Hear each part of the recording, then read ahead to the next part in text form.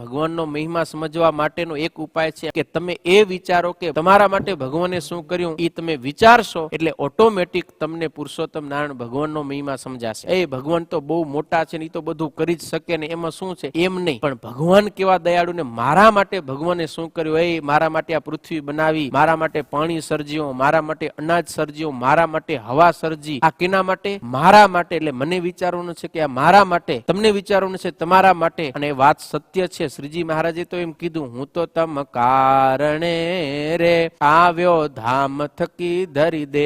મહારાજ પોતે પોતાના ધામમાંથી આ ધરતી ઉપર આવ્યા શેના માટે? કેવળ ને કેવળ મારા માટે, આપણા માટે નહીં, હા મારા માટે. એવો આપણને જયારે ભાવ થશે અને એ મહારાજનું આખું જીવન જુઓ, મહારાજે જીવન પર્યંત કેટલો બધો દાખલો કર્યો, એ બધો દાખલો કેવળ ને કેવળ મારા માટે મહારાજે કર્યો. આવો ભાવ જયારે તમને થશે ને ત્યારે મહારાજનો મહિમા રગે રગમાં ભરાઈ જશે.